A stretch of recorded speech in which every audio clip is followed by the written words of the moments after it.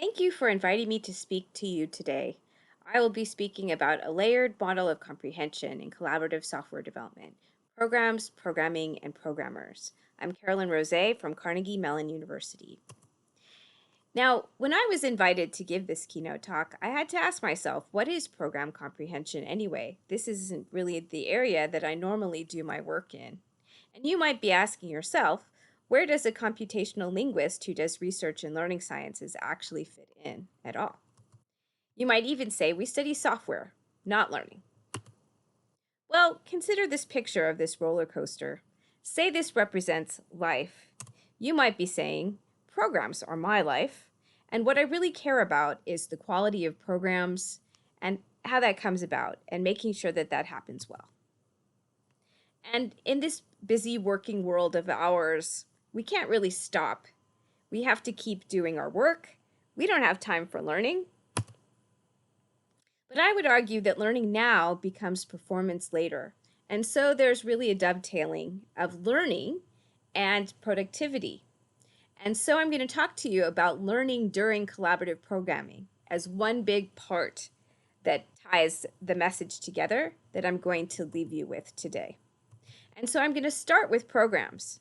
And what is it that we want in a program? And how does that come about? Through the process of programming. But ultimately, it comes down to programmers. And I'll even say the relationships between programmers. And that you see those processes reflected through the lens of those relationships. And therefore, reaching into the process of actually building those programs, affecting everything about how those programs turn out. We know we want software to be modular. And past work, you might know of this famous work by Cataldo, Herbsleb, and Carley that investigated how when there's a congruence between the structure of a code base of software and the structure of a team, such that when an issue comes up related to a component within a piece of software that needs to be addressed, it can be addressed better when those members of that team are accessible to one another.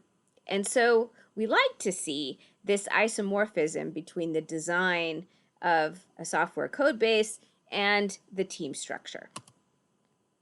In my collaborative work with Jim Herbsleb that followed up on that, we were looking at open source software, and we were investigating the extent to which this isomorphism would extend also into this open source world. And what we found in that work is that, like in commercial software efforts, socio-technical congruence, that isomorphism between the team structure and the software structure, did predict lower completion times for issues that came up. But the effect was small. And that led, at least me, to be intensely interested in what was the collaboration beyond the kind of traces that had been of interest in the field of software engineering, probing into the interactions between people, especially those conversational interactions, that to me are everything as a computational linguist. Looking at those issue threads and thinking especially about those issues where the time to completion was either much larger or much smaller than would be predicted by the model from that Cataldo et al. Paper in the past, we noticed that it made sense. There was a lot about the kinds of things that the substance of those conversations that helped us to understand where some of that was coming from. If the kinds of things that needed to be discussed were more or less representative of work that had been done, and now we were just accounting for it, those issues were handled much more quickly. But then in other cases, there was a lot of exploration that took place, creativity, what we called feature creep, sort of exploring the space more, and that stopping and considering increased the amount of time that was given to those particular issues.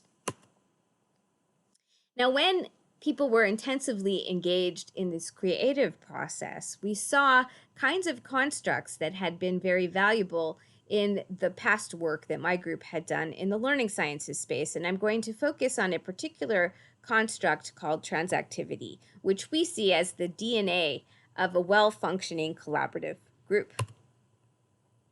So what is transactivity, you might ask yourself? Well, here we see an example from an issue thread. And here we see that what's happening is that person 2, in responding to person 1, is displaying reasoning and orienting their reasoning towards the contribution of the other. This kind of interaction between participants in a conversation has been shown in past work to play a moderating effect on expertise sharing in working groups, to play a moderating effect on collaborative product quality in learning groups, and a moderating effect of learning across many areas of learning. And so, transactivity being an important construct in conversation, I'm going to talk to you about how this knowledge building feeds into the process of learning and doing programming to establish its important role in the software development process. Then to talk about how relationship is really the core of knowledge building. What is it about the people and how they relate to one another that stimulates how knowledge building happens? And we'll see that as a two-way street, so that when we see knowledge building happen, it predicts something about relationships or potential relationships between people.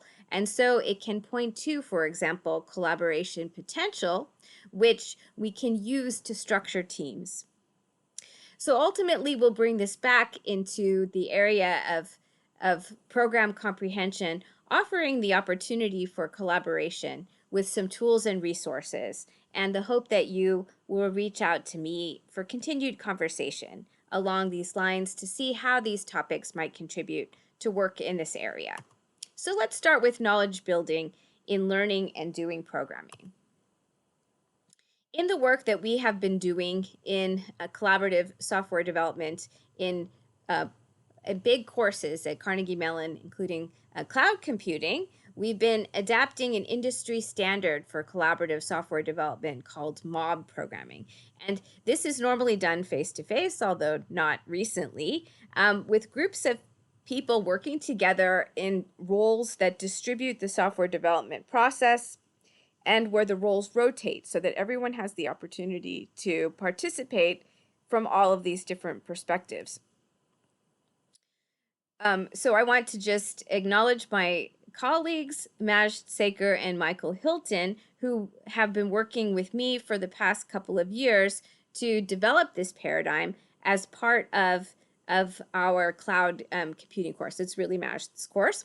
And this 16-week course is divided into units in which students are first introduced individually to some content, then they work collaboratively on a small project that helps them to get more deeply into the foundations of work in an area. Then they go off actually individually to do a substantial programming effort on their own to continue that learning process that was started in their group.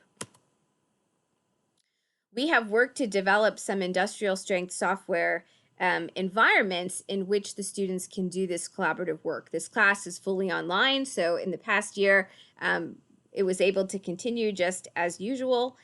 We have first integrated our support for this group learning during programming in Amazon Cloud 9, and we're working now to be able to integrate it with VS Code Live Share. I want to point out that an important part of this work is to support the teams with a bot that structures the activity, that stimulates the kind of interaction that happens between people. And I first started to talk with some of the organizers of this event, actually, in the context of a workshop on investigation of how bots might figure into software development. And I was a bit of a sore thumb, actually, at this meeting, but my focus, of course, was really on conversational bots, bots that joined into a broader conversation of the software development process. And so you'll see that sort of interpretation of a bot for supportive software engineering in my talk. So in the work that we've been doing recently, when the students come together for their collaborative activity, we divide that activity into two phases for each one of the parts of the project. First, they do, well, we can change the order, but some of the time that they spend together on each learning objective is in actually doing the programming according to this mob programming paradigm with 4 different roles. It sort of expands upon what you might know from pair programming. And then in another portion, they are reflecting on the choices that they either could make or have made. And we look at different orders between the programming and the reflection. And we also look at different divisions of time between the two. Do they spend more time in programming and less time in reflection, or vice versa? And we've investigated what is different in the conversation between these two phases. In the programming, we see how the students in their different roles are scaffolding the process of getting the job done. And so the discussion focuses on productivity, and the students are helping each other make a decision about how to actually do the programming and whether the program is working, and the bot is supporting them in moving through the task. But in the reflection phase, they are comparing software that they produced and another a solution that's being presented to them, or possibly two contrasting solutions, neither of which they've implemented yet if they do the reflection first. And they are discussing differences between programming solutions and why one might be better than the other, but they're not actually doing programming. And you can see in the reflection phase more evidence of transactive knowledge integration, according to the definition that I talked about before. And that would predict that they might learn more during that reflection phase. But one might wonder, is it hurting their productivity to take that time out? They might be gaining conceptual knowledge, but they're not producing code, and they are maybe not even working on the skills that they need to be able to do that subsequent programming project. Now, I just want to point out a little bit about these tasks. As I said, that the collaborative projects that they do, they're small scale in the sense that they work together over about an hour and a half time, but on usually four or five different learning objectives, and we want to gauge how much they actually benefit from having that time together. So we construct questions that target each one of those learning objectives, and we test them before the collaboration and afterwards to see what did they learn about those learning objectives from that experience. But we also structured the reflection around those learning objectives in order to draw out their reasoning about those topics to help each other with them. And we do that for students regardless of their condition. You'll see here the experimental design is such that students work together in groups of 4. Within the same group, they had a series of these 4 activities, 1 per learning objective, and it was a 2x3. This is just an example study, factorial design, where we manipulated the order. So do they do the programming and then the reflection, or the reverse? And also the temporal division. So is the first stage only 30% of the time, 50% of the time, or is it 66% of the time? And then we gauge the success of these different conditions looking at the pre to post test gains. So how much conceptual knowledge did they gain from their interaction within their groups? But we also looked at that subsequent software development project that was much longer and more involved than the little bit of programming that they did together in their collaborative experience. But that collaborative experience was supposed to help them to absorb the foundational knowledge that they needed in order to do that assignment, which might take them days to do after that encounter, which was only like an hour and a half. So possibly surprisingly, you'll note that people learned significantly between the pre and post test, regardless of their condition. So no matter how we divided it and the order that we used, this activity was such that students learned about all 4 of those learning objectives. And I did point out that we specifically drew their attention to the kinds of things we wanted them to learn using those reflection prompts. But possibly surprisingly, students learned more when they spent more of their time in reflection. Now, if you think about the fact that the reflection prompts were really aimed at the concepts that were on the pre-post test, you might not be that surprised that they learned more even about these programming related topics in cloud computing from this reflective discussion than from actually programming. But you might think, yeah, but what about how they were prepared to actually do real software development? Surely, in order to gain the skills that they needed to do that assignment well, they would benefit from spending more of their preparatory time actually programming together. But in fact, what we found was a non-significant trend in the opposite direction. So students were not harmed at all from spending less of their time on programming and more of their time on collaborative reflection. And that shows that learning now might produce productivity later. They learn more, they know more, and in this particular case, we didn't see that they actually programmed better, but they certainly didn't program worse.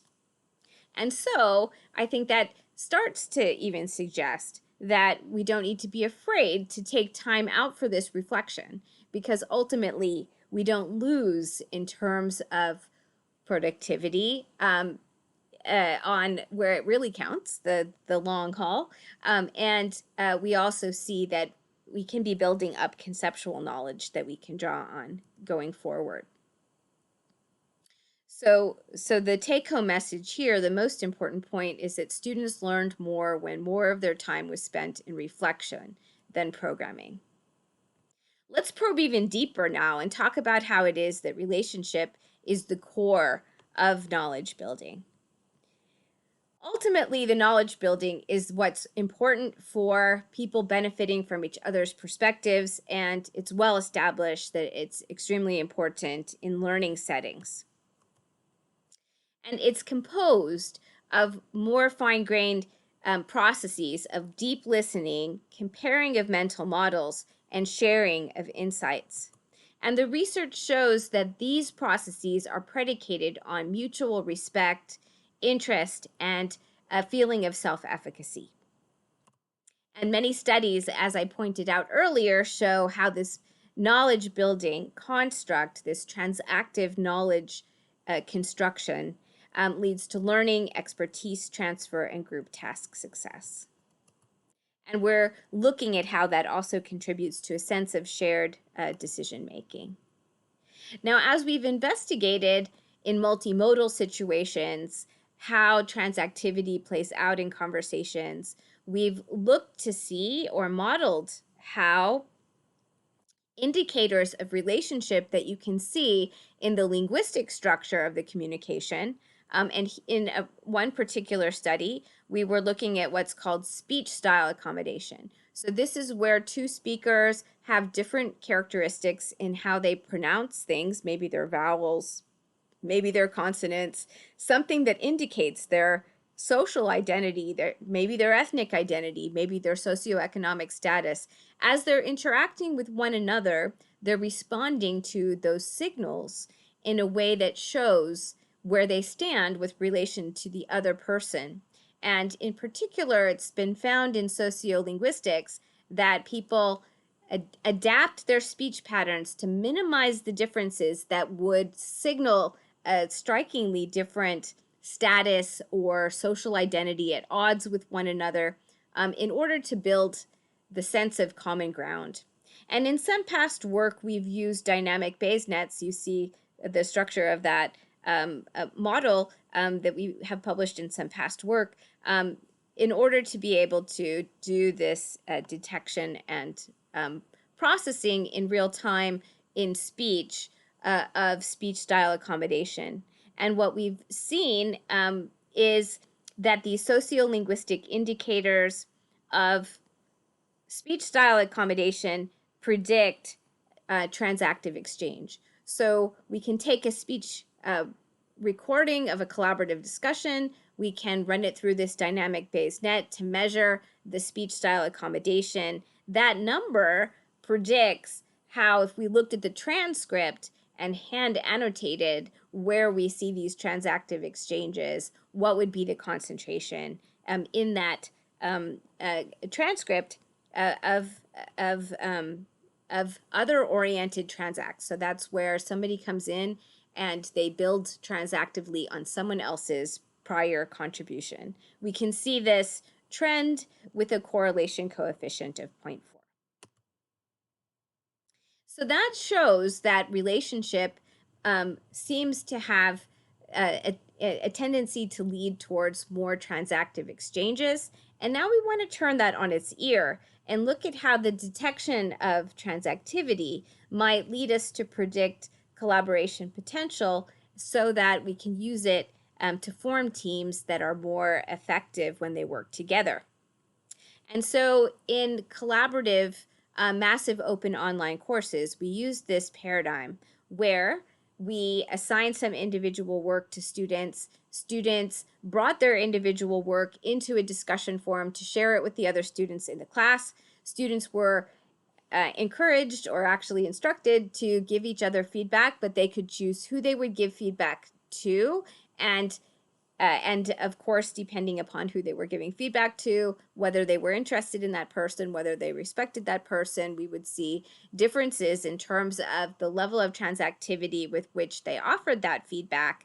We used automated models of transactivity detection then to take account of who was interacting transactively with who in this discussion forum. And then we used an automated team assignment procedure that would, based on those predictions of collaboration potential, divide the class into groups of 4, such that everyone was in a team, but the average level of detected transactivity from the whole class discussion within groups of people assigned to each other was maximized. That meant that you were more likely to end up in a team with somebody who you had interacted with transactively than somebody who you hadn't.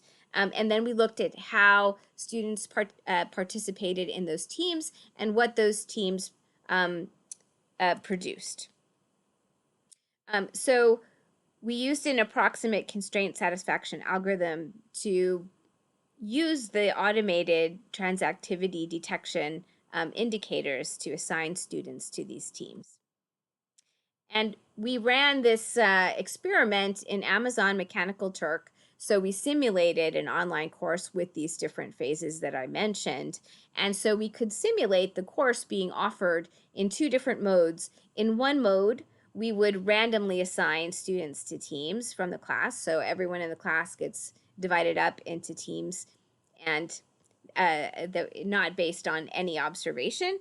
And in the other condition, we also divided everyone in the course into these groups of 4, but we used this transactivity maximization so that we were more likely to assign students to teams with the other people who they had shown enough interest in to engage transactively with in the discussion forum. And then we compared across the 2 conditions, how did students perform together? We looked at 2 success measures. How transactively did they engage in those teams? So if we predicted high collaboration potential, did we also see an indication that they collaborated better? And what was their product quality? So how integrated was their result? And so they were doing decision-making task and writing an argument together. And we wanted to see that they leveraged the different perspectives within their group. And what we saw was that they engaged more transactively with one another in their collaborative chat, and they also produced a more integrated product when we used the transactivity maximization. And what that shows is that you can look at this transactivity measure and see into that relational dynamics that I said, prompts that transactivity in the first place. And so it's a two-way street. From relationship comes that knowledge building, but the knowledge building points to the potential for relationship and working together and producing something together. So hopefully I have convinced you that even if the interest of this community is more in the product that comes out of a collaboration, that it's worth it to probe into that collaboration to see the people who are part of it and how they relate to one another, and to get into signals about their relationships and how that really does have an effect on the outcome. And so you could see what is happening in the structure of the code as growing out of the relationships between the people in the teams. It's not just that the team structure makes a prediction about whether that team is going to have access to appropriate people, but there's really something about relationship from which the program structure emanates. Now, if I've convinced you to be interested in this area of research, it would be great for you to remember this three-layer model of program comprehension, you can say. Starting with programs, moving down into programming, and finally the programmers and their relationships with one another. And if you are indeed interested, you may find it within your heart to reach into another field and see what we've been doing in the area of computer-supported collaborative learning, where we've been developing for quite some time now the use of conversational bots to support groups of people working in distributed online environments in various different tasks. In our early work, we worked in thermodynamics. You can see here students working on the design of a power plant. In other work, we've done math at different levels, middle school, high school, college. We've looked at science, we've looked at engineering, and as you know now, collaborative software development. These environments are all kinds of client-server group work environments that have a chat space for people to interact with one another conversationally, but then also different kinds of shared workspaces. And as you saw, that includes collaborative software development. And in addition to being able to support this kind of work in purely online settings, we've been doing more work in multimodal spaces as well. I talked about our past work in a speech context, and here you see in a face-to-face context a bot who's on a screen in the back of this room supporting a pair of programmers working together. It's during COVID, so wearing masks and trying to stay distanced. In all these cases, regardless of whether it's purely online through text-based interaction or face-to-face, these bots provide context-sensitive and interactive support that triggers the kinds of interactions that foster and reflect relationships between the programmers. So over these years that we've been doing this work, we've developed a number of design principles that have been validated through experimental studies. And so these principles that have come out of our past work could be contributed towards perhaps some research that you all are doing. But if you're interested also in looking at the data that came out of our past study of GitHub and open source collaboration, our data set is freely available. You can get it off of KiltHub, and so you can reach out to me and I can definitely give you this URL so you don't have to memorize it or type it from my slide. So thank you so much for listening, and I really hope to be able to collaborate with many of you going forward. Welcome everyone to the first keynote at ICPC.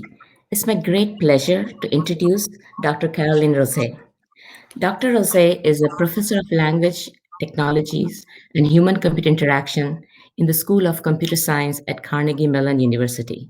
Her research program focuses on computational modeling of discourse to enable scientific understanding of the social and pragmatic nature of conversational interaction of all forms. and using this understanding to build intelligent computational systems for improving collaborative interactions. Her research group's highly interdisciplinary work, published in over 270 peer reviewed publications, is represented in the top venues of five fields, namely language technologies, learning sciences, cognitive science, educational technology, and human computer interaction, with awards in three of these fields. She is a past president and inaugural fellow of the International Society of the Learning Sciences, a senior member of IEEE, founding chair of the International Alliance to Advance Learning in the Digital Era, and co editor in chief of the International Journal of Computer Supported Collaborative Learning. She also serves as a 2020-2021 AAS Fellow under the Leshner Institute for Public Engagement with Science, with a focus on public engagement with artificial intelligence. We are very pleased to hear her talk about a layered model of comprehension in collaborative software development. Thank you, Carolyn, for giving the keynote at ICPC. The stage is all yours. Thank you so much. I hope everyone can hear me. And I will go ahead and get started. Thank you for that very, very kind introduction. Okay. Great. Okay, so when I was invited to give this keynote talk, since this is not really my direct area of research, I had to ask myself, what is program comprehension anyway? And similarly, you might be sitting there thinking to yourself, where does a computational linguist who does research in learning sciences fit into our community? We study software, not learning. Well, let's think about that for a moment. Consider this roller coaster. I think that that's a pretty good representation of what life has been like in the past year. And you might be saying to yourself, well, programs are my life. And, you know, in our research in this field, where we focus on programs and program comprehension, we're really concerned about production of software and the quality of software and the software itself. And we can't be stopped to think about another field like learning. But I would argue that learning now becomes performance later. And what I'm going to make an argument for in this talk is the connection between the artifact, the program, and the process, and ultimately the people and relationships that are behind it, and how that leads to learning from each other, working together, and how if we consider that that's the other side of the coin, that we're not so different after all. And so let's imagine ourselves on a beautiful vacation where we're hiking in this lovely space together. And we'll start with programs, but that's going to lead us to think about the process of programming that produced those programs.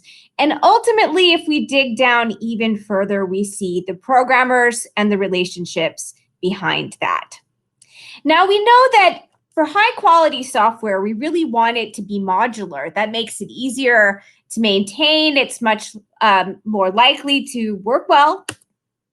And in some very famous past work by Cataldo, Herbsleb, and Carley, there was an investigation into what's called socio-technical congruence, which is the idea that if the structure of a code base is isomorphic to the team structure of the software engineers who produced it, you get much more efficient functioning of the group because people have better access to the people who they really need to coordinate with when they're doing their work. And so they presented a detailed model of the impact of socio-technical congruence on efficiency of getting work done. And at that level, we're thinking about how the structure of a code base can reflect something about the collaboration behind production of that software. And following up on this, I started a collaboration with Jim Herbsleb, and we were looking at open source software, and in particular, investigating whether we would see the same kinds of patterns in terms of how these open source software teams were structured and the efficiency of their work. And there's a past paper, you can see it here on the screen, that investigates that. And what we found is that in open source software, like in commercial software efforts, this idea of socio-technical congruence is still relevant. It predicts lower completion times for work, but the impact was really small. And beyond the fact that that we start to see that there's really kind of a parallel in the work that's getting done in these open source communities, this collaboration with Jim Herbsleb helped me to see how there are very different ways that one can view what it means to study collaboration. And I started to see how it is that you could look at the software itself as a representation of the process.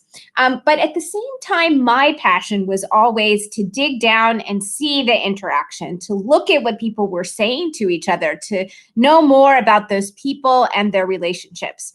And so I wanted to dig down into collaboration beyond that trace. And since we had seen that, we find a really similar predictive power for what was termed socio-technical congruence, but it was small. We started our investigation digging down to look into the processes more by looking at those cases where the amount of time to complete a piece of work was either much more or much less than we predicted. So what was that noise that was getting in the way of making a large-scale prediction? It was really interesting what we found. It was a lot about the kinds of issues that were being discussed and the way they were being discussed that accounted for the difference. And yet, as we looked at it, we started to question whether efficiency was really the only thing that mattered in the first place. Because what we saw was that sometimes things were very quick because the work itself wasn't getting done through the coordination that we saw, say, in a discussion in an issue thread, but it was being reported and checked off. And so it looked like it was being done very efficiently. And but conversely, and probably even more interesting, were the cases where it took much longer, where there was a lot of creative collaborative work going on. And that took time to listen to different viewpoints, time to consider not just getting the work done, but maybe even reframing what the work is. And we started to wonder, is it feature creep, or is this really the core of what we want to see happen in a collaboration? And so that started to get me thinking about the connection between what's happening in this software space and what we value and know works well in a learning space. And so I'm going to talk to you a little bit right now about a property of collaborative discourse called transactivity, which we consider to be akin to the DNA of a highly functioning team when we think about teams and collaboration from the learning sciences side. So you might be asking yourself, what is transactivity? I've never heard of that. Well, here's an example from one of our issue threads that illustrates this idea of transactivity. We see that an idea was raised by person one, and then person two comes in and gives a transactive reply. And what makes it transactive is that it displays person two's reasoning in a way that connects back to a contribution from another member of the team. And this shows something about their relationship. It shows listening, it shows interest, it even shows respect. And there's a lot of work investigating this property from all of these angles in the learning sciences. And now we're seeing it and thinking about its implications in this software space. So in terms of investigations of this property of discourse, there's been a lot of investigation of how it makes predictions of outcomes from collaborative groups that underscores its importance as a property of collaboration. One is some results that show a moderating effect of transactivity on expertise sharing within working groups. A moderating effect on collaborative product quality, especially when quality requires an integration across different perspectives and kinds of expertise. And also a moderating effect on learning across multiple subject areas of learning, and often on the most difficult aspects of learning. So, in establishing how we've been moving down the layers and thinking about the connection between programs and then programming and then finally programmers and their relationships, it motivates the story that I'm going to tell you in the remainder of my talk, beginning with knowledge building in learning and doing programming, how underlying that knowledge building process are the relationships that enable those processes to occur. And then how that's a two-way street, how observing those processes then can tell us something about the relationships in the same sense that thinking about the relationships helps us to predict that the kind of knowledge building we want to see would occur. And so we would say then it's a two-way street. And once I've come full circle, then I'm going to introduce you to some technologies that we have developed in our work that could be the basis of collaboration, bridging between the field that I'm most usually part of and your community. So let's start with the first point, knowledge building in learning and doing programming. So in my recent research, I have been working along with some of my colleagues at the Software Engineering Institute and also the Institute for Software Research and the Computer Science Department at Carnegie Mellon, where we have been investigating how an industry standard for collaborative software development called mob programming can be used as a paradigm for collaborative learning during software development in a course, in particular a really large online course that's offered every semester across Carnegie Mellon's many campuses, including Pittsburgh, but also branch campuses around the world. And this is a cloud computing course.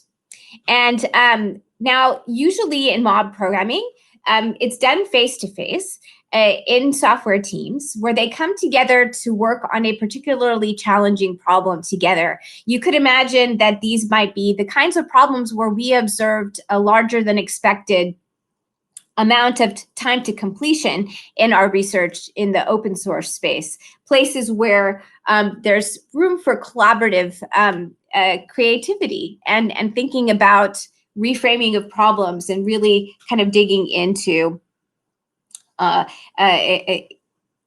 of the box thinking with regard to development processes. I just want to acknowledge my two collaborators, Majd Saker and Michael Hilton, who've been partners in this research. Majd is the lead instructor of the course, and Michael is the one who brings in the expertise in mob programming, and I'm the collaborative learning person in this.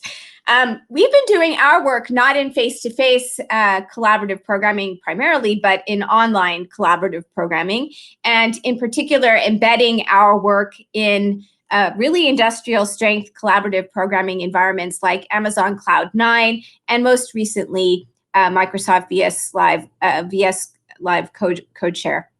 And in these contexts, we're able to embed intelligent support for the collaborative programming from what you see here labeled as the OPE bot, who is a computer program bot who's in real time analyzing the process of the collaboration and offering scaffolding for those processes. I'd just like to point out, actually, I first got to know the organizers of this event at a workshop that was about bots in support of software development. And I was a little bit of a sore thumb there, but at that workshop. But that's where we started to talk about a bridge from the work that I do in computer-supported collaborative learning and more like the work that most of you do a lot of the time.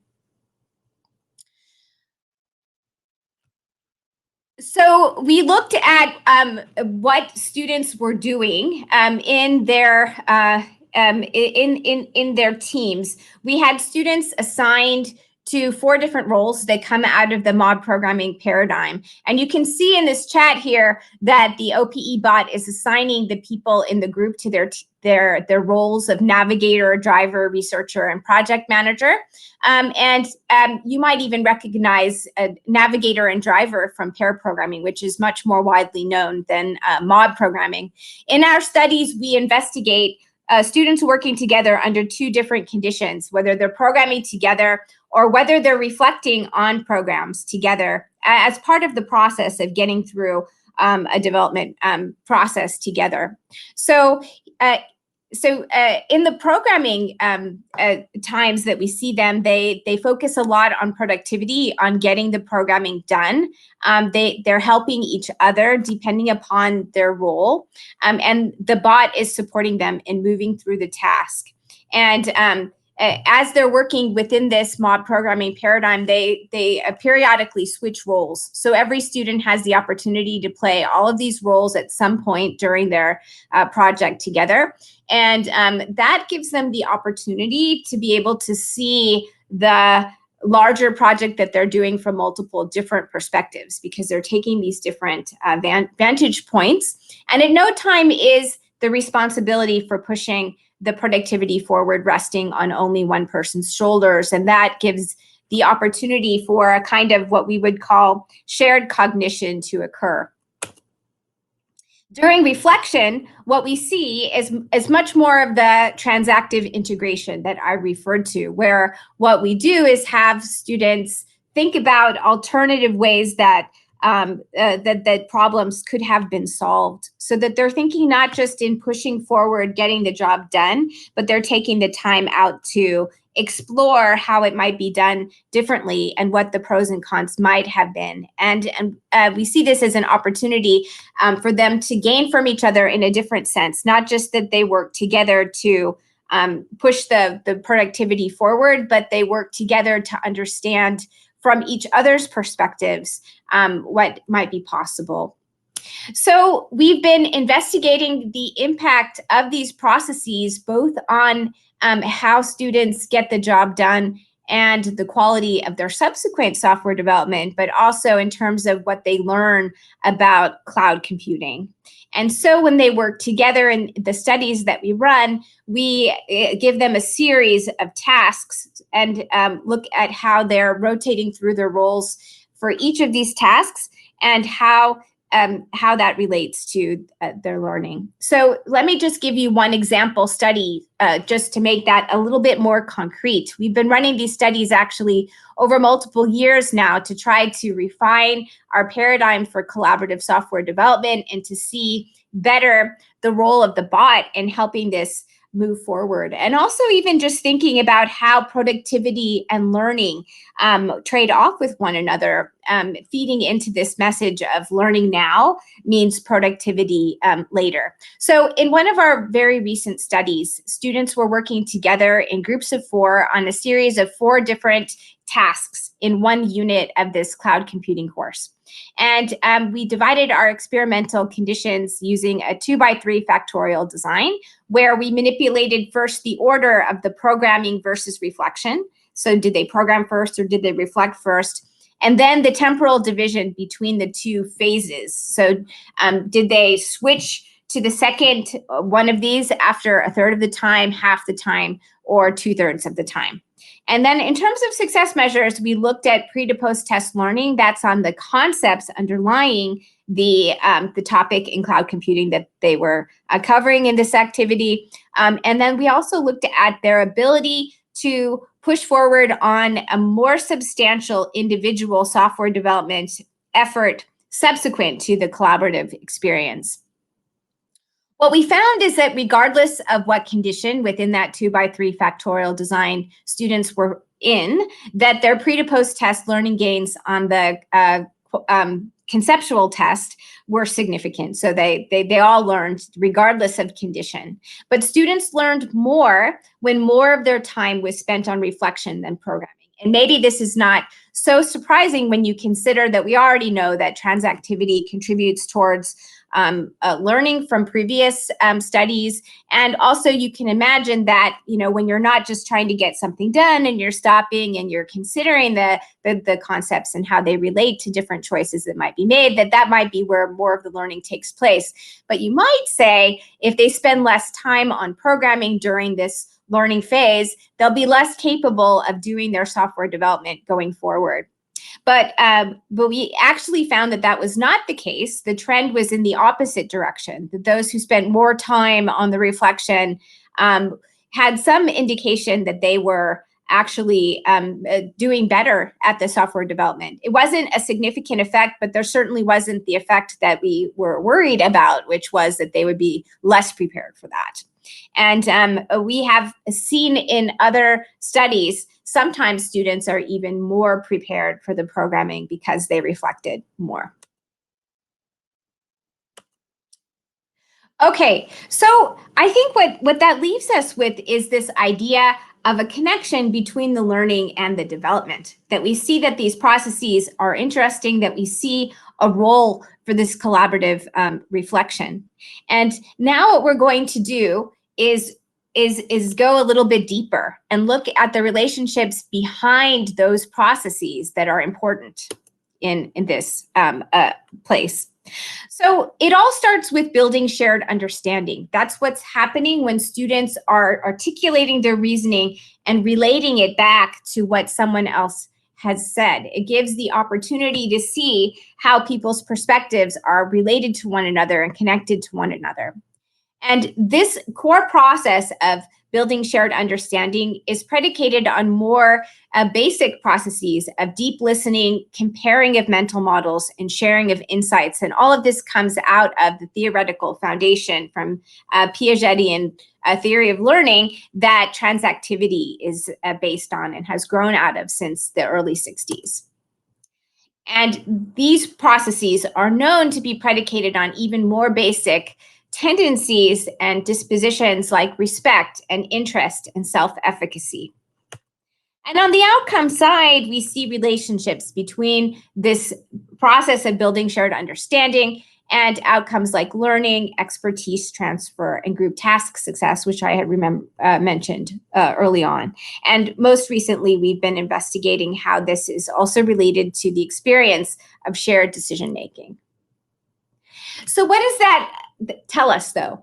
How can we see these connections? In some of our past work, we've been looking at transactivity at multiple levels of language representation.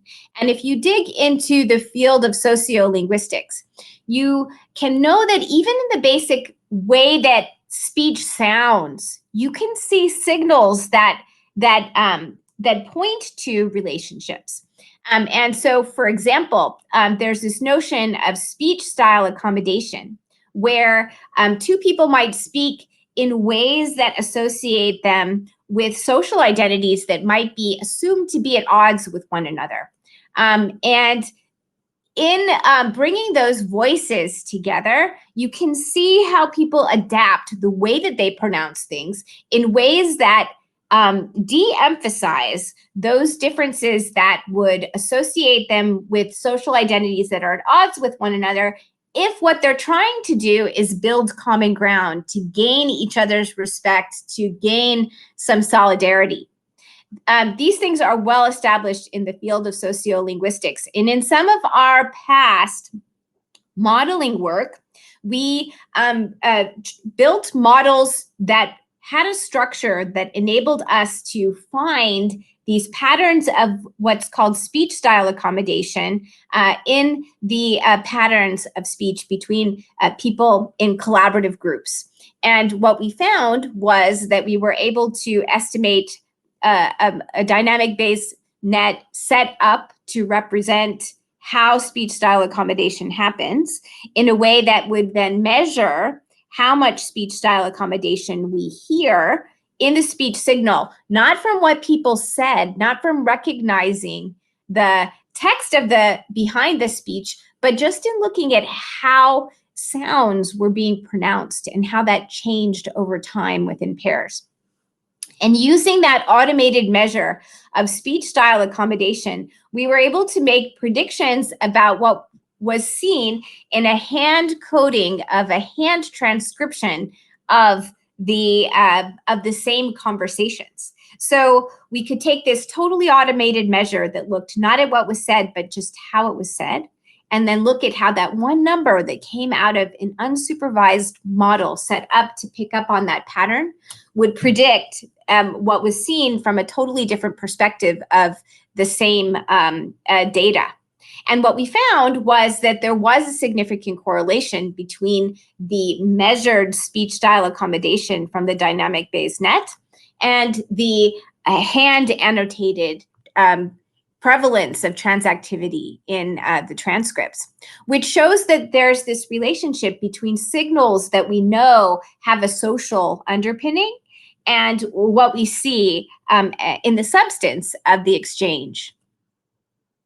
And what that means is that there's evidence that these relationships set up a predisposition for that kind of collaboration to take place. So now let's turn that on its ear and look at how that might be used to predict who might work well together. So in some other work, we were looking at large online courses where we wanted to be able to determine how to assign people into teams that would enable them to work well together.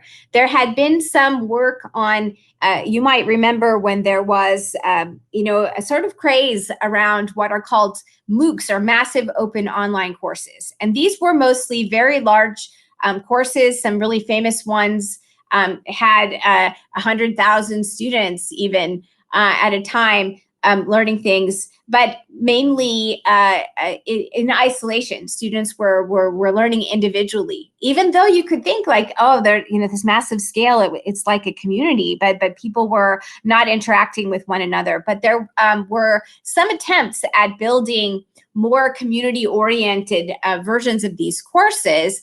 And there was, an investigation along those lines. How do we manage those collaborations? And in some of the data that we saw from a platform called NovoEd that was sort of a forerunner in this area of collaborative MOOCs, there was evidence that that their way of kind of assigning people to teams right away just wasn't working. People were getting into teams that just failed to get off the ground from the beginning. We looked at 2 different courses where upwards of 80% of the students failed the course, and we had thought that, oh, maybe we can just add some of the support for teams using something like the bots that we've been developing.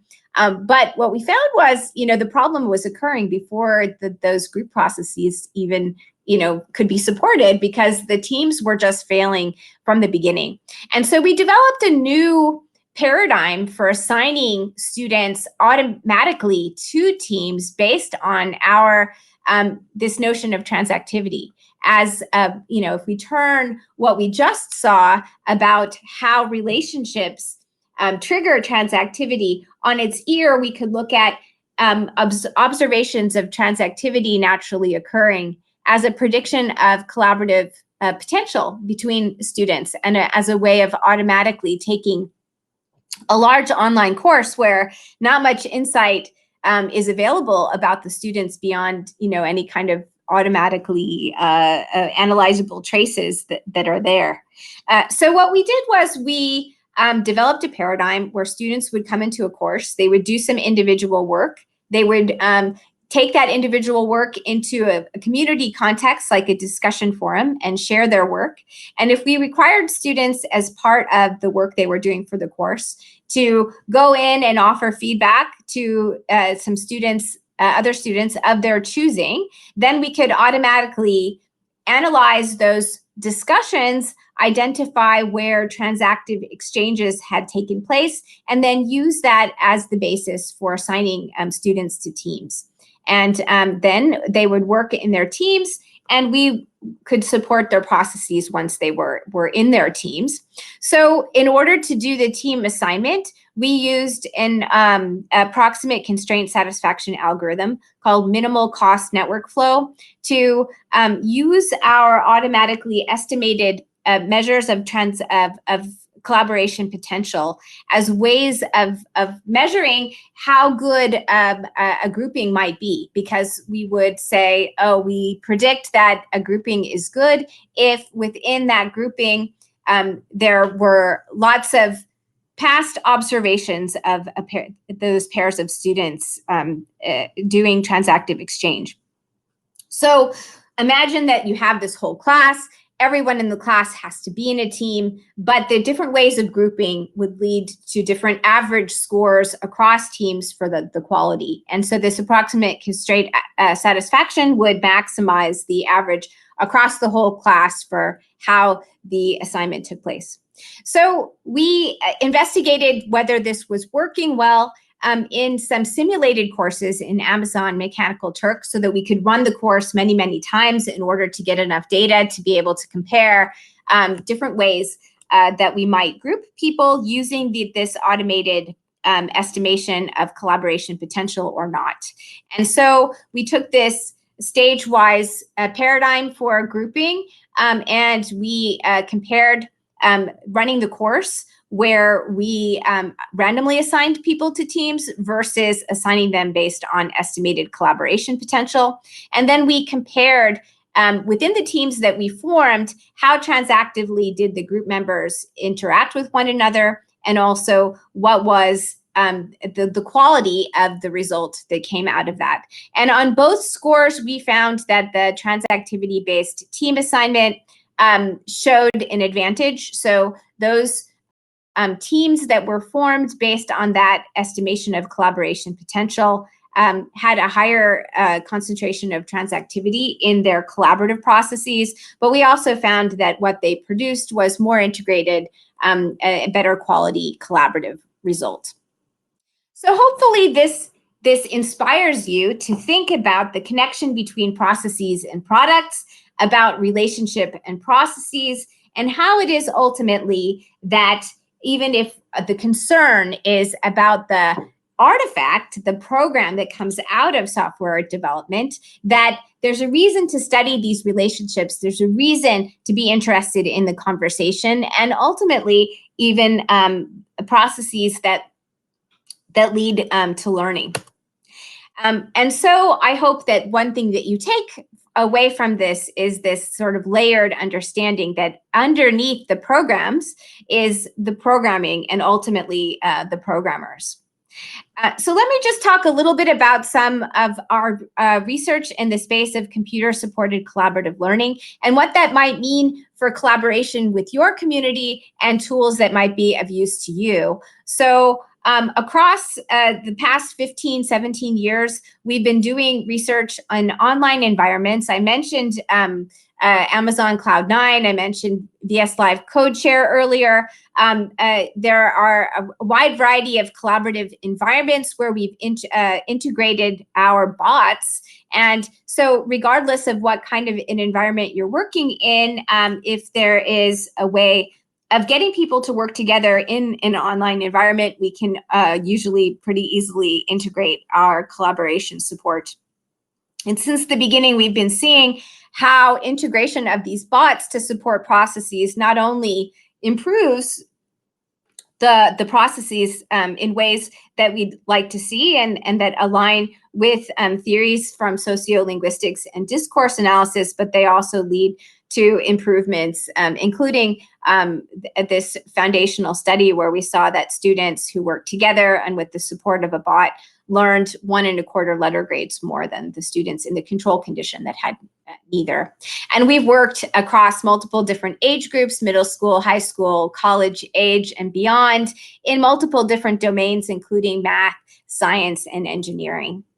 And most recently, we've been doing work in face-to-face collaboration as well. So leveraging multimodal technologies in order to use the exact same architecture and bot infrastructure, but in a face-to-face space. So you can see in this video snapshot, in the back of the room, we see a screen where we've got our bot, who is an embodied conversational agent in this case, instead of just a chat bot. And through cameras and other sensing devices is watching and listening to what's happening in the room and offering the same kind of support that we have put in our chats. And so we are able, regardless of whether we're working in an online space or face-to-face space, to offer context-sensitive and interactive support. And over the past many years, we have worked on through empirical studies to establish some principles for design of these bots in terms of their ability to support processes and learning. If you're also interested in the work that we did in the open source space, there's a data set that's available. So continued discussion and investigation of that is also possible. And so I'll close there, and I'm very happy to take questions at this point.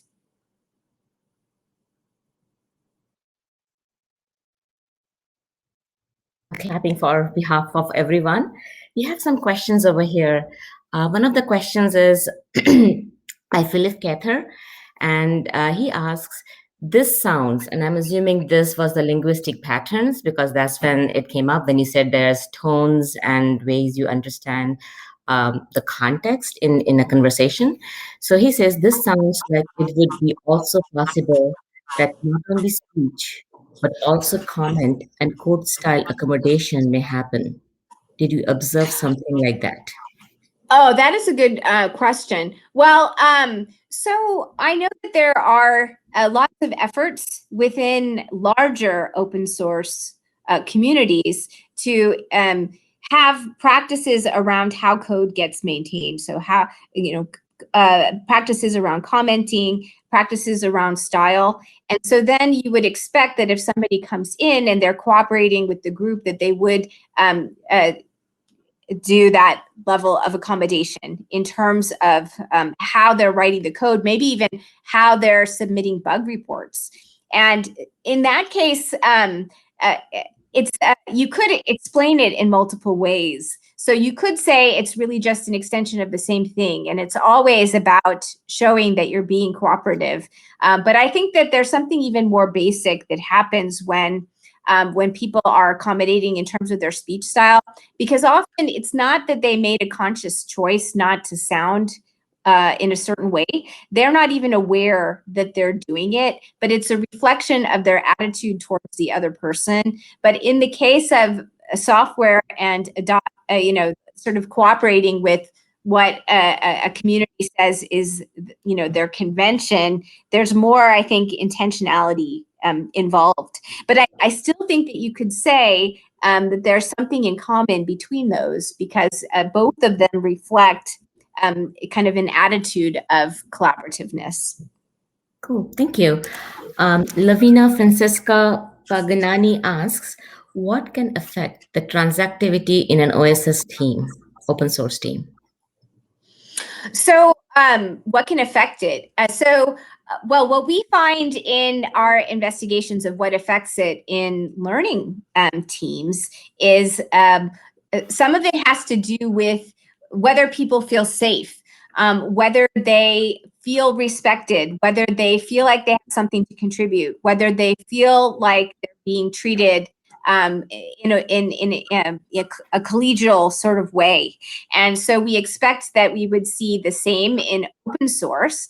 It's hard to know whether that's the reason why we see it or not across different teams, because there's a lot of what happens in those teams that's just not visible from whatever traces we can get, from something like GitHub. So unless we went in and also interviewed teams and spent more time with those people, we probably wouldn't know. But when we look at what's happening in classrooms where we're using our mob programming setup, then we have a little bit more insight, and we do see this as being just very much akin to what's been investigated in other contexts, where definitely something about the atmosphere within the group is conducive or not to transactional exchange. Of course, there are also individual differences. People who are very articulate will tend to make more transactive contributions. Also, people who are really good at the politics behind working with a team can use it not as a genuine expression of a relationship, but as a way of creating an environment in which they can grease the wheels towards getting something done. But it still feels very much collaborative. So I think that there are lots of ways of looking at it, but the underlying foundation in terms of relationships seems to be a common factor. Okay, Caroline, thank you so much. We are going to run out of time, and Claudia is going to close the room on us. So I want to just take a moment to thank you for a very